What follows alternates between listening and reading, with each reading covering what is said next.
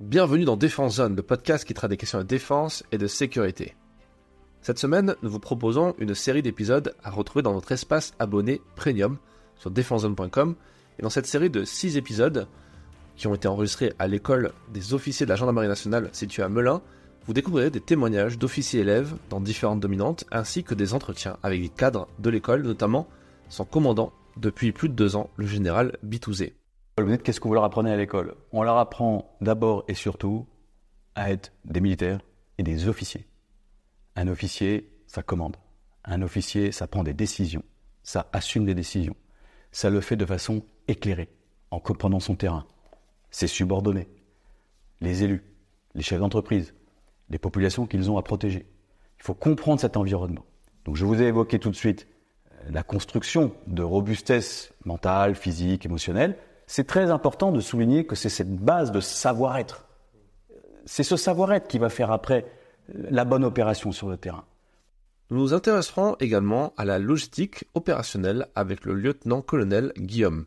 Vous me disiez tout à l'heure, c'est à la mode. Moi, je dirais qu'il y a un grand auteur américain qui s'appelle Bowersox, on l'appelle le grand-père de la logistique. Ce monsieur disait, dans les années 70, il était précurseur, les logisticiens sont souvent ignorés en temps de paix et courtisés en temps de crise. Et c'est pas moi, c'est Bowersox. Et je cite ce monsieur parce que c'est un ancien militaire. Et il appliquait ces méthodes apprises dans l'US Air Force aux méthodes privées. Eh bien nous, tout simplement, la logistique militaire, elle existe. Simplement, on va venir la reprofessionnaliser, la redensifier pour nos élèves du corps technique. Et moi, je suis convaincu qu'on forme des experts, véritablement des experts de cette logistique opérationnelle pour demain, et qui sont très utiles à nos chefs opérationnels. Comme je le précisais au début de cet épisode, nous donnons la parole aux jeunes officiers élèves dans ces podcasts premium, notamment la lieutenant Marie, qui évolue dans la dominante police judiciaire. L'avantage dans le carrière d'officier en gendarmerie, c'est qu'on a des alternances entre des temps de commandement et des temps, on va dire, plus où là je serais à l'institut de recherche criminelle. Et c'est plus ça qui me plaisait, c'était de me dire que j'allais pas non plus faire tout le temps la même chose et justement d'avoir peut-être un aspect plus concret aussi dans mon métier, parce que parfois, moi je viens du milieu de la recherche, parfois on va dire qu'on cherche, mais on ne sait pas dans quel but, ou on est trop éloigné de la finalité, alors que là je me dis au moins c'est concret, et j'espère aussi de me lever le matin en me disant je sais ce que je fais, je sais pourquoi je le fais, et je sais à quoi ça servira. Le lieutenant Fabien nous parlera de la dominante sécurité publique générale. La SPG, c'est vraiment c'est le quotidien de la gendarmerie, si je peux dire. C'est vraiment c'est l'aide à la population. C'est dès que les gens vont avoir un problème, ils vont appeler, ils vont faire le 17 et ça va être une brigade de gendarmerie départementale qui va venir.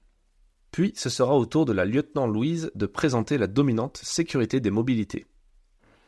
Alors j'ai choisi la gendarmerie parce que déjà j'ai toujours voulu être dans les forces armées. Je voulais servir mon pays et je me suis orientée sur la gendarmerie parce que je voulais être au contact de la population, vraiment servir mon pays mais de l'intérieur. Et donc en me renseignant, en faisant des forums d'étudiants, je me suis plus orientée sur la gendarmerie. Enfin, le capitaine Maxime, passé par Saint-Cyr et l'armée de terre, présentera sa dominante en maintien de l'ordre.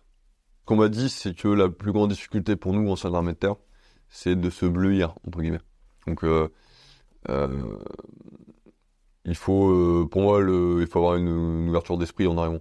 Il faut pas, il y a des choses qui se font dans l'armée de terre, en termes de discipline de commandement, qui sont pas dans la gendarmerie. Il faut rester souple et ouvert d'esprit, et généralement, ça se passe très bien. Je dirais ouverture d'esprit. Tous ces entretiens sont à écouter dans leur intégralité dans votre espace premium sur defense-zone.com. Pour info, en étant abonné à cet espace premium, vous avez accès à des dizaines d'épisodes exclusifs du podcast sur l'opération Barkhane, la mission Jeanne d'Arc et bien d'autres, uniquement disponibles dans cet espace en ligne. Vous y retrouverez également toutes nos archives numériques, notamment des articles, des reportages, des dossiers et analyses, mais aussi tous les anciens numéros du magazine papier en version digitale depuis le numéro 1.